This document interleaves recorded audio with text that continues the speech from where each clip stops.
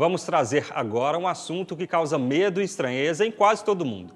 Eu disse quase, porque aqui à frente está uma mulher que abriu mão de qualquer vaidade para poder assumir de vez a sua calvície ou alopécia universal, que é quando a pessoa perde todos os pelos do corpo. Aqui com a gente, a advogada Zaira. Bom dia, Zaira. Bom dia, Gui. Tudo Bom bem? dia. Bom dia. Eu acredito que antes da gente começar a conversar, é importante ressaltar que esse é um assunto importante não só para as mulheres, mas para os homens também, né? E eu queria que você começasse contando um pouco da sua experiência com a alopécia.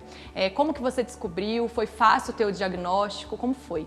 Bom, realmente, a alopécia universal, hoje eu estou muito bem, mas o processo inicial é um tanto quanto difícil. Eu tinha 25 anos de idade, eu estava no meu 6º período de direito e o processo ele começou parcial. A perda se deu na parte traseira aqui da cabeça e depois progressiva. Simplesmente você não sente os pelos caírem. E esse processo foi muito rápido. Talvez, acredito, porque eu não tenho isso tão claro em mente, mas, salvo engano, um processo máximo de 3 meses. E após a perda integral dos pelos da cabeça, é que eu tive a percepção que eu já não tinha mais os pelos do corpo. Até mesmo porque eu achava que os meus olhos estavam inchados, até eu realmente observar no espelho e ver que a sobrancelha estava totalmente falhada e os olhos não estavam inchados. Eu não tinha simplesmente mais os pelos dos olhos. E aí, observando o corpo, porque eu estava tão centrada na cabeça, eu não tive a percepção do restante. E aí eu percebi a falha, porque em rodelas em todo o corpo, e foi quando o médico anunciou para, na época, né, minha mãe, porque eu não tinha essa força psicológica, que eu estava com alopécia areata universal. Foi um tratamento longo, difícil, impactante e bem demorado, tanto que eu não aconselho isso. Eu estou falando agora que eu abandonei o tratamento, mas é depois de bastante sofrimento, porque eu tomava agulhadas na cabeça, foi por muita Foi bem difícil, coisa. né? A esperança era que os pelos voltassem. E depois de um determinado período, é que eu compreendi que os pelos não voltariam. No meu caso, não voltou. Então, hoje, 14 anos depois, tanto que inicialmente eu não assumi a careca. Eu me apresentei até poucos anos com peruca. Entendi. Você se escondia, então, né? Exatamente. Com medo das pessoas realmente saberem que você tinha alopécia. Sim, porque foi muito difícil e, como eu disse, eu sempre fui muito vaidosa. Muitos medos, o medo do enfrentamento da realidade, ele também ocasiona barreiras. É verdade. E hoje eu entendo que talvez eu vim me preparando durante todos esses anos para que houvesse essa aceitação mesmo. aceitação, exatamente, essa é a palavra, aceitação total. Ok. Zaira, olha, para entender um pouquinho mais sobre esse assunto, a gente vai ver agora um VT, um depoimento do médico dermatologista Dr. Fábio Gontijo. Acompanhe. A alopécia areata é uma doença autoimune, ou seja, ela é uma doença em que existe uma agressão do nosso sistema imunológico a certos componentes do nosso organismo. No caso da alopécia areata, existe uma agressão aos folículos pilosos, ou seja, o paciente perde pelos, né, seja do couro cabeludo, seja da região da barba, das sobrancelhas ou até dos cílios, né? Na verdade, a gente sabe que existem formas graves e existem formas mais brandas. As formas mais brandas, elas acometem áreas que podem ser arredondadas e também existe a forma universal, em que o paciente perde boa parte, né, dos pelos ou até totalmente a região dos pelos. O caso da Zaira é um caso de alopécia areata universal, né? E ela demonstra também um caso de empoderamento feminino, ou seja, ela realmente assumiu essa condição, hoje é uma advogada de sucesso, né? E de forma com que essa doença não tem um impacto psicológico que poderia ter, né, em muitos pacientes. Zaira, e uma pergunta muito interessante. Quando você se assumiu, né, careca mesmo, com calvície total, você sofreu muito preconceito aí das pessoas, dos homens? Sim. Como que foram os olhares? Conta pra gente. Antes de assumir totalmente, eu me apresentava também parcialmente para as pessoas. Algumas pessoas sabiam que eu era totalmente careca. E eu sofri preconceito tanto de homens quanto mulheres. Homens também, principalmente. Principalmente. E recentemente, assumindo, eu não sofro um preconceito, até mesmo porque eu não presto atenção nisso. As pessoas hoje me dizem, você é corajosa, eu gostaria muito de ter a sua força. Só que elas não conseguem entender que essa força, ela não veio do agora, ela veio de um processo, de uma construção, principalmente interna. O importante disso tudo é que não só a forma como você se vê, porque realmente eu me via como um estranho. Eu me sentia um verdadeiro ET, porque se olhar no espelho e se ver completamente sem pelo é muito difícil. E as outras pessoas também te enxergam de um modo diferente. Tanto que as perguntas que sempre faziam a mim você está passando por um processo de quimioterapia, do qual as pessoas não sabem. Associavam ao câncer. Associavam ao câncer. As pessoas não sabem que para uma pessoa estar completamente careca, ela pode ter inúmeras outras doenças que não só seria o câncer, mas a alopécia é uma delas. E no meu caso, a perda da universalidade dos pelos do corpo.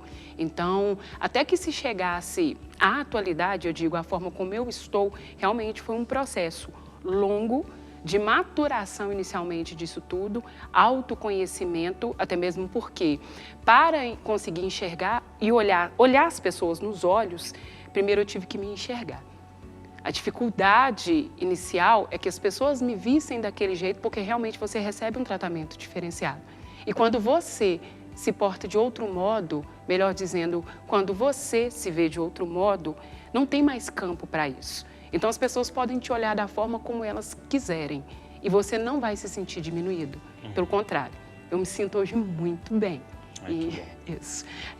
Eu falo que hoje despertou algo que brinco, inclusive, né? Que eu falo que a Afrodite, ela despertou como um tudo, que eu nunca me senti tão bela assim como hoje. E realmente, hoje eu sinto a Zaira. Eu não tenho mais preocupação se o pelo vai nascer ou se não vai nascer. Hoje, nem preocupação em outros sentidos eu tenho. Eu tenho mais no sentido da minha pessoa, quem eu sou, aonde eu quero chegar e o meu desenvolvimento. Então, se hoje for afirmar, Zaira, alopecia é uma doença, se for uma doença eu não me sinto doente. E ó, Zaira, isso tudo que você está falando é muito visível, porque quando você chegou aqui no estúdio, você já chamou atenção e não foi porque você é careca, mas sim porque você é uma mulher que dá pra ver que você é uma mulher empoderada, que sabe que é bonita, que sabe que é elegante. E eu acredito que você serve de exemplo para muitas outras mulheres. E eu achei incrível você falar essa questão das pessoas falarem sobre o câncer e associarem, porque eu realmente acho que muita gente não sabe. E você acha que de alguma forma você influencia as pessoas também a entenderem melhor a alopécia? Não só a alopécia, assim como também, eu não falo só de autoconhecimento, também para que as pessoas possam se valorizar, homens e mulheres. As mulheres principalmente porque estamos muito voltados para essa questão da feminilidade. O cabelo, então, ele representa algo muito forte para as mulheres. E, como eu disse, não em nenhum momento menosprezando o masculino, não. É porque tem realmente uma representatividade para as mulheres. Antes do cabelo, nós temos que pensar que existe dentro desse corpo uma alma, uma pessoa. E qual que é o anseio de toda pessoa? É felicidade. Então, o que é importante? À vista de muitos como um defeito ou em virtude de outras situações que podemos passar e, como eu disse, perda de um membro, seja o que for, o que é mais importante? É o que nós temos dentro ou a imagem que nós carregamos. É verdade. E eu acredito, sim, que hoje eu estou servindo não só como de exemplo, como de força e inúmeras outras coisas, por ter me apresentado assim, esse modelo que chamam de empoderamento. Eu falo, gente, é só a Zaira, mas se eu puder, desse modo, influenciar de uma forma positiva, que assim eu possa fazer. Isso já vem, inclusive, acontecendo de algumas pessoas, algumas mulheres, pessoas até mesmo do meu ciclo social, homens, inclusive, dizendo, Zaira, você tem me ajudado e você nem sabe como. Se para a pessoa, a minha apresentação, eu digo a forma como eu estou hoje, já influencia de forma positiva, eu já estou feliz. Porque é importante saber, assim como eu recebi ajuda, e bastante ajuda, logo na fase inicial, para o enfrentamento disso tudo, e hoje eu posso retribuir por questões próprias, ou seja, pessoal, mas se eu posso retribuir para o outro tanto que eu recebi, porque a ajuda de pessoas faz uma diferença enorme. Então, que eu possa, de fato, fazer. E isso, se eu puder, eu vou fazer sempre. O quanto, eu disse isso recentemente, enquanto vida houver nesse corpo, podem ter certeza que algo eu vou fazer. E sempre, óbvio, de forma positiva, porque esse agora é um ideal de vida. Bacana. Zaira, agora com essa experiência de vida toda que você tem, né, hoje assumindo de fato a alopecia universal, qual que é o recado que você deixaria para essas pessoas que sempre te discriminaram e que te olharam diferente até aqui? O meu recado é: cultive mais amor, dê valor a outra pessoa, independente da forma como essa pessoa se apresenta para você. Todos nós temos algo que carregamos dentro de nós mesmos. E é importante pensar que, inclusive, todos somos vulneráveis a toda e qualquer situação. Não somos melhores e nem piores do que ninguém. Zaira, que exemplo de mulher, que exemplo de vida, que história, parabéns. Obrigada, agradeço a receptividade e oportunidade e falo para todas as pessoas, de um modo geral, sempre se aceitem como você está. O importante é o que você é e não como as pessoas te veem. É isso aí. Uau. Zaira, muito obrigado, viu? Muito Isso aí. obrigada, muitos aprendizados. E agora vamos para as dicas do Dr. Frederico Mota. Bom dia, Gui. Bom dia, Júlia. Bom dia, telespectadores. O fim de ano chegando e todo mundo quer estar com os dentes mais bonitos para aquela foto de Natal, aquela foto de Réveillon com a família e com as pessoas que a gente ama. E esses dias vieram me pedir uma seringuinha de clareamento. Uma amiga virou e falou: eu já tenho uma moldeira, eu preciso só do produto.